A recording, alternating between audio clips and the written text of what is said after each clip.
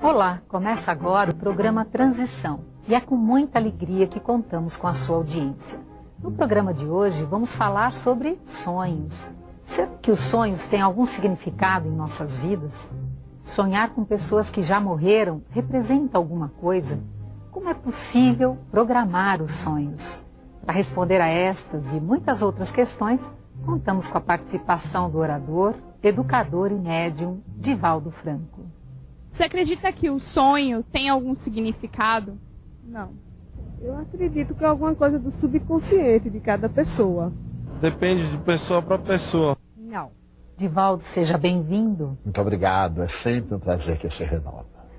Divaldo, segundo Freud, os sonhos expressam o nosso inconsciente, são expressões do nosso inconsciente. Segundo outras pessoas, os sonhos nada significam, não representam nada. E para o Espiritismo, como o Espiritismo conceitua os sonhos? Por ser o Espiritismo uma doutrina científica abrangente, considera a área freudiana da libido como sendo perfeitamente ajustável a muitos dos nossos sonhos. Na visão junguiana, também nós temos uma percepção muito curiosa dos sonhos, dos nossos arquétipos guardados no inconsciente profundo e que eliminamos através dos sonhos, razão pela qual ambos recomendavam que nós anotássemos os sonhos para facilitar a interpretação simbólica. O Espiritismo estabelece que os nossos arquivos, não somente do inconsciente pessoal, como do inconsciente coletivo, as nossas experiências de outras reencarnações, vêm aflorar em determinados estados oníricos. Aceitamos, à luz da doutrina espírita, aqueles que têm uma natureza eminentemente da libido, portanto os sonhos freudianos, como também aqueles que são os arquivos estabelecidos nos arquétipos de Jung. Mas o Espiritismo, analisando o indivíduo como um ser integral, e não apenas como a psique e a matéria, vê nos sonhos uma maravilhosa oportunidade do desdobramento da personalidade para as denominadas viagens astrais. Equivale dizer que, parcialmente desligado do corpo, o espírito realiza experiências notáveis no mundo causal, de onde ele veio, conforme a tradição socrático-platônica no mundo das ideias. E muitos desses sonhos têm o caráter de premonição, de evocação de cenas passadas, de recordações de existências transatas, proporcionando, através dos sonhos, a libertação de determinadas cargas emocionais que muito nos afligem. Então, Allan Kardec refere-se no Livro dos Espíritos a respeito dos sonhos como também de natureza espiritual, sem afastar a possibilidade dos sonhos fisiológicos. E alguns dizem que através dos sonhos conflitos vêm à tona.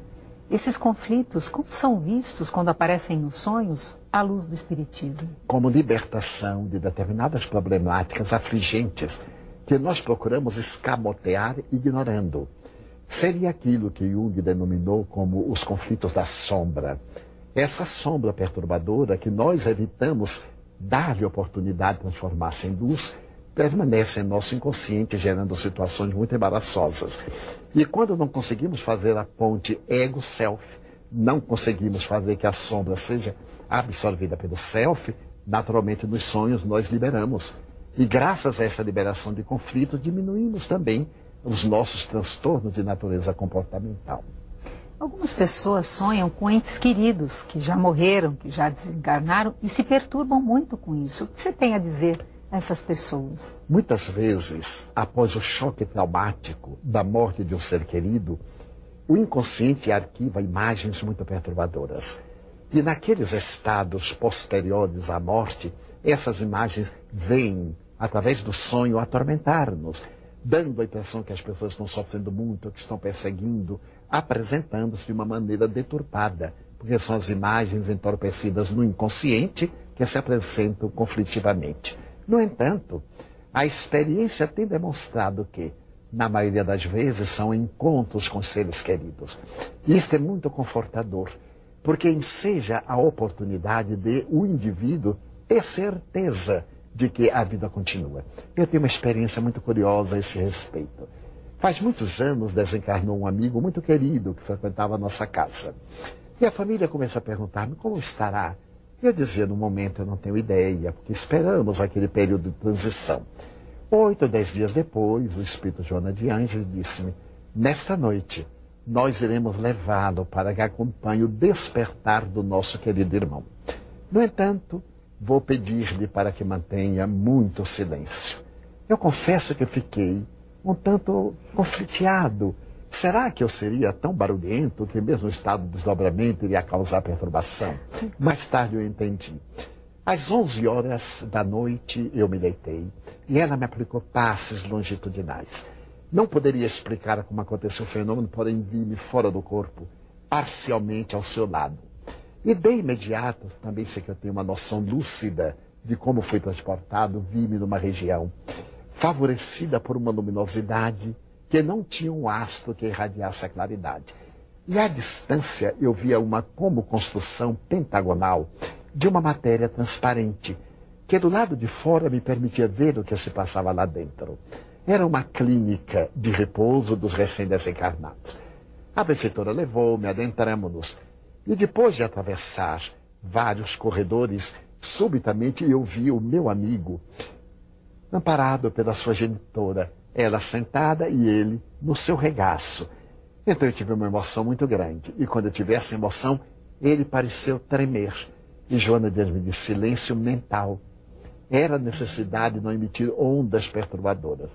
Mas nós nos adentramos no que chamaríamos a habitação, e nesse momento ele despertou, como alguém que desperta de um letargo comum ou de um pós-cirúrgico. Um tanto aturdido, ele foi identificando e súbito viu o rosto da mãe e disse, mamãe, você aqui, eu estou sonhando com você. Ela disse, não, meu filho, você já veio para casa. Então eu morri? Não, meu filho. Você se transferiu do corpo para a vida espiritual, ninguém morre. Você lembre, você era espírita.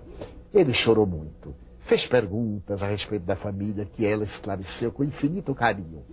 Então ele passeou os olhos em volta do quarto e viu-me com o espírito Joana de Ângeles. Surpreso, ele perguntou-me, Divaldo, você também já morreu? Eu disse, ainda não. Era tão real e em Technicolor. Então ele disse, vim trazido pela benfeitora para levar notícias suas aos familiares. No dia seguinte ao despertar, eu estava perfeitamente lúcido do acontecimento. Telefonei à família, dei as boas notícias. Então isso ocorre a miúde com todas as pessoas, em maior ou menor grau. Você trouxe um ponto importante, Divaldo. Às vezes nós despertamos, acordamos pela manhã com assim uma nitidez dos sonhos. Outras vezes os sonhos vêm todos fragmentados, sem sentido, enquanto uns vêm coloridos, os outros vêm preto e branco. Então, como é? Como essa questão da fragmentação e da lucidez do sonho? Aí está numa perfeita classificação. O sonho fragmentário são os arquétipos conflitivos da sombra. São as inquietações não digeridas do cotidiano. Aquele sonho pesado são os sonhos da libido sobre outros aspectos. E aquele sonho technicolor é o encontro real. Pela minha experiência, eu cheguei mesmo a ver os amigos. Quando sonhamos em preto e branco, são clichês do nosso inconsciente. Quando sonhamos com as cores, meu Deus, a grama era tão verde. Eu consigo descrever a indumentária. Foi um encontro real e o espírito traz de volta e imprime na memória atual a lembrança desses encontros espirituais. E já que você está falando aí sobre lembrança, porque na maioria das vezes, a maioria dos seres humanos não lembra nada do que sonhou, Divaldo? É muito comum dizerem-me, eu nunca sonhei. Todos nós sonhamos. Ocorre que nem sempre o espírito imprime no consciente atual aquelas expressões do sonho. Talvez para não nos perturbarmos por misericórdia divina. Por outra, por fenômenos que transcendem, são transtornos psicológicos, conflitos, inquietações, temores que bloqueiam a lembrança dos sonhos. Mas todos sonhamos.